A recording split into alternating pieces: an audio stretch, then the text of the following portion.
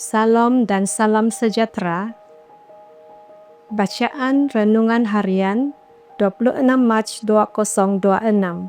Tema, agar kita tidak lupa sejarah Adventis.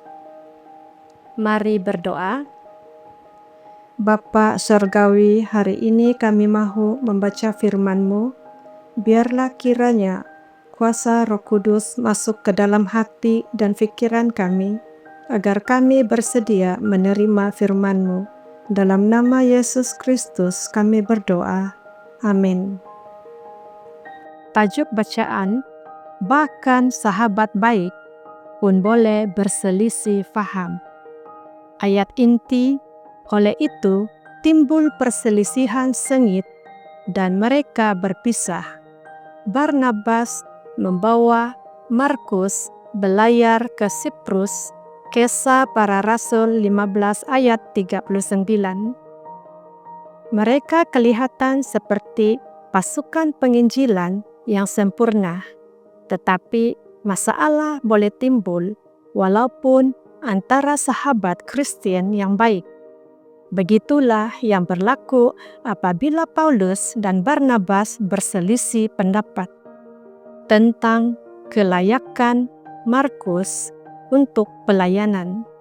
Akibatnya, mereka membawa haluan masing-masing dalam keadaan yang tampaknya agak tegang, tetapi Tuhan tetap memberkati meskipun ada masalah.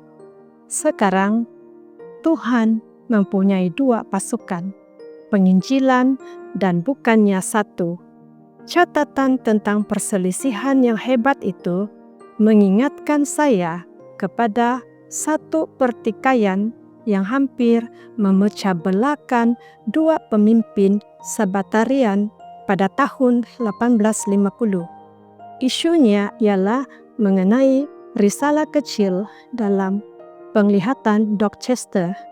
Walaupun benar bahwa selepas penglihatan itu Ellen White telah memberitahu suaminya, mungkin secara pribadi, bahwa dia perlu menerbitkan sebuah terbitan yang kelak akan menjadi seperti aliran cahaya yang menjalar ke seluruh dunia. Bates pula mempunyai pandangannya sendiri tentang perkara itu.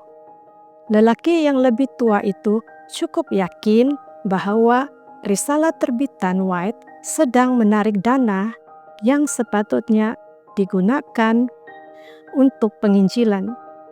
White pula berpendapat bahwa uang sedang dibazirkan dalam bidang lain yang sebenarnya boleh dan seharusnya digunakan untuk menyokong penerbitan risalah itu. James menulis bahwa saudara Bates menulis surat kepada saya yang menjatuhkan saya serendah-rendahnya. Saya telah lama berada dalam relau panas karena beban yang saya rasakan terhadap risalah kecil itu. Tetapi surat daripada Bates memburukkan lagi keadaan.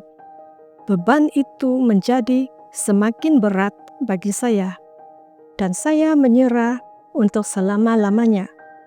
Saya pikir risalah itu akan mati. Saya rasa saya akan menghentikan semuanya buat masa ini. Pertikaian itu berlarutan hampir sepanjang tahun 1850 dan mengancam untuk menghancurkan Adventisme Sabbatarian.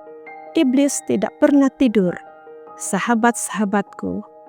Selepas bertahun-tahun berjuang dan berkorban, Bates dan James White akhirnya memiliki satu perkabaran untuk dikhotbahkan dan akhirnya tiba pada masa pengumpulan. Namun, pergerakan itu hampir karam disebabkan oleh kepribadian keras kepala dari kedua pemimpinnya. Ellen White dalam peranannya sebagai pendamai antara kedua-dua lelaki itu bimbang. Mereka akan menghancurkan apa yang mereka cintai. Berita baiknya ialah Tuhan menolong mereka untuk melihat dari mereka sendiri dan menyelesaikan perbezaan yang ada. Keadaan sebenarnya tidak banyak berubah. Gereja pada abad ke-21 masih dipenuhi dengan personality yang tegas dan keras kepala. Dan iblis masih berusaha untuk memecah belahkan, dan Tuhan masih berusaha untuk menyembuhkan. Dan kita masih perlu terbuka terhadap sentuhan lembut Roh-Nya yang melembutkan hati. Demikianlah bacaan renungan kita hari ini. Tuhan memberkati kita semua. Amin.